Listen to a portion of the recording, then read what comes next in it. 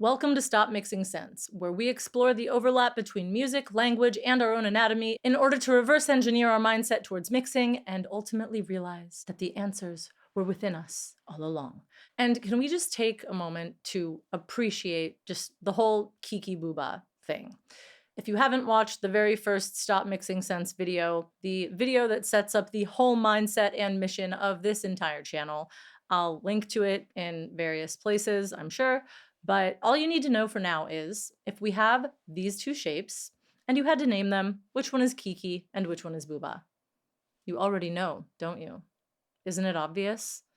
And that is the basis of Stop Mixing Sense, and my entire approach to mixing, that it really is almost obvious, at least much more obvious than the majority of tutorials that focus on specific plugins would lead you to believe.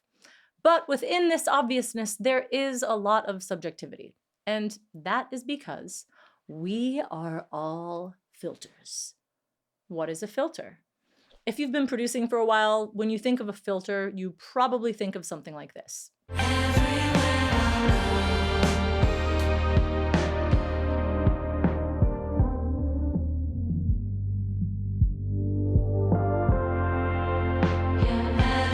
Which can filter out or boost and or cut certain frequencies.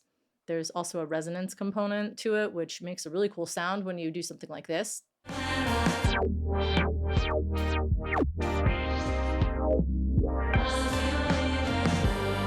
But forget about that filter for a second, and let's talk about the filter. That is you yourself. And by the way, I truly believe this. If you have a mouth, you can understand all you need to understand about production, mixing, synthesizers, all of it.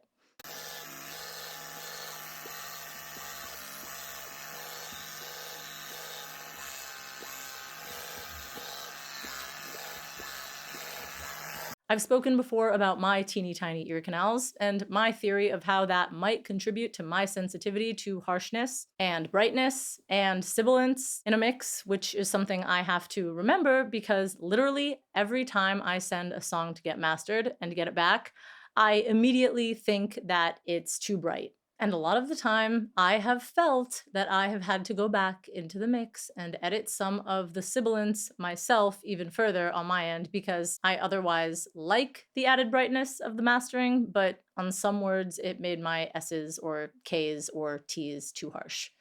And I just couldn't live with myself if I sent a shiver down anyone else with teeny tiny ear canal spines.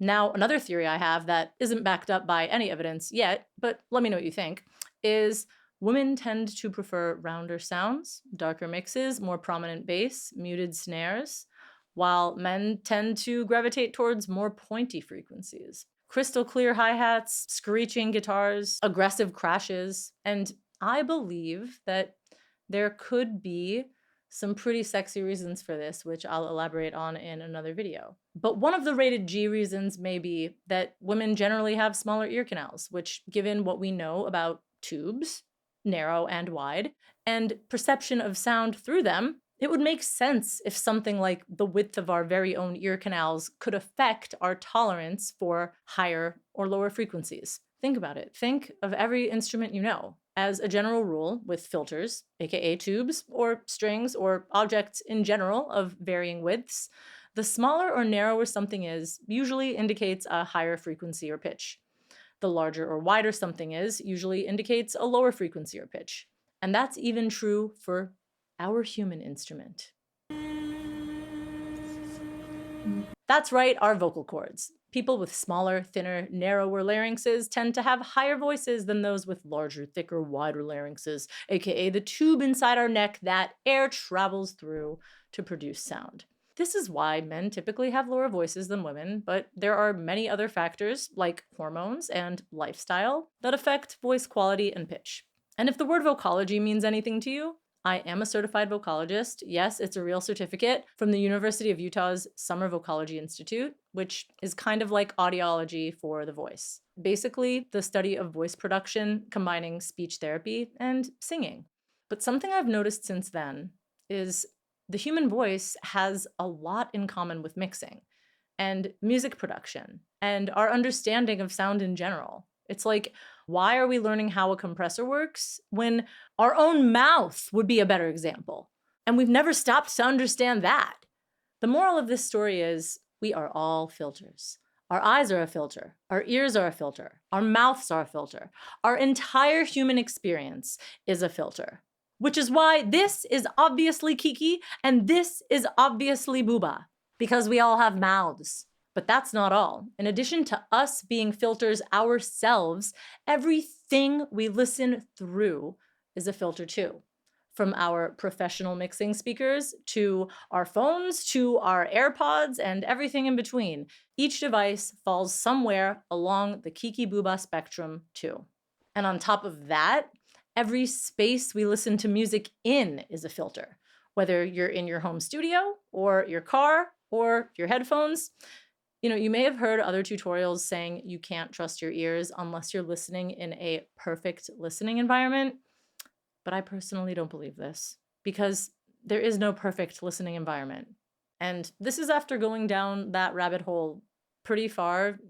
I did get SonarWorks software and did a whole sound profile of my room and sent all these high frequency and low frequency zappies all around my room and tuned my speakers to my room. And long story short, I don't use it anymore, but what I do instead is I mix on my studio monitors, my Yamaha HS8s, knowing that my room is not perfect. But even though I know that, I listen to music in here all the time, and I like it, and I know what that sounds like, and I like how it sounds. And every once in a while, there's a resonance that is unpleasant, and then I listen to it somewhere else and it doesn't happen, so I know that that's my room. But most important is, it's my subconscious reference point, whether I like it or not. I want to mix my song on speakers I listen to music casually on too, because I'm probably going to be going for something similar in terms of presence with my mix. But because I know my room is far from perfect, I also compare my mix on tons of different headphones and listening devices, which gives me a well-rounded picture and helps me determine the accuracy of my perception. I go back and forth, noting the limitations and qualities of each playback device, and then I go listen in my car. Then I listen on my shitty Urban Ears headphones, which I know boost the bass and make things sound darker in general, sometimes to the point of distortion, or really just they have less clarity. Everything just sounds kind of blurry on these compared to my mixing headphones. Then I listen on my Bluetooth speaker, which is mono, and this is important because you don't always know if your song will be played in stereo with a right and a left speaker. Chances are, if it's in a club or a restaurant, which may only have one speaker for the whole venue, meaning that all the intricate panning you did will be smack in the center. And if you panned anything too hard, either left or right, it might get completely lost in mono. Now, if I were to place all my listening devices on the Kiki Booba spectrum, and please follow along and make a list of all of your possible listening devices, and plot them along this spectrum of your own. Mine would look something like this. Now, when I first started mixing, I would go from listening device to listening device and just think everything sounded like shit and think I sucked and tell myself I hate myself. Don't worry.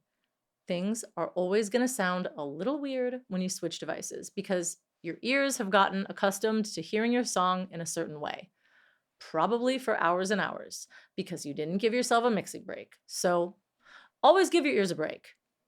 The important thing is not to freak out and just calmly get to know your listening devices, get to know their shortcomings, where they fall on the Kiki Booba spectrum, and then get to know yours. And then take the average of all that, or do your best to. The main thing is you just don't want anything to be uncomfortable and you don't want anything to get lost. So, for example, if your mix sounds too harsh on a phone to the point that it almost hurts to listen to, maybe your mix is actually too bright. On the flip side, let's say you can't hear the kick drum at all on your phone, but on your studio monitors it sounds great. You might want to boost some of the higher frequencies of that kick drum so that it comes through on a phone by just adding a little bit more attack.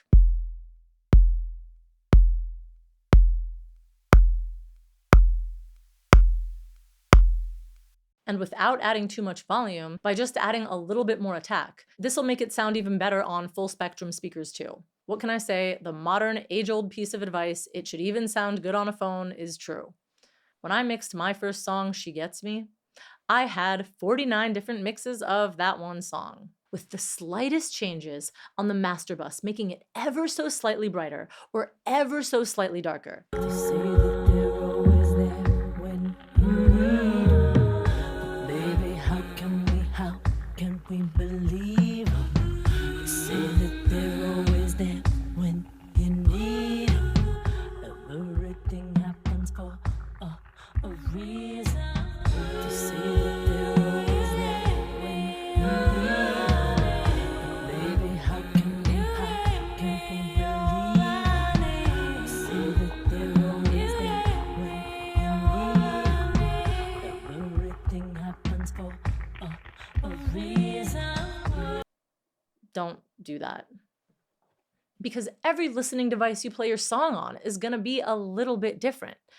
And remember, the most important thing is the song, not the mix, the song, and how it makes you feel. Remember that.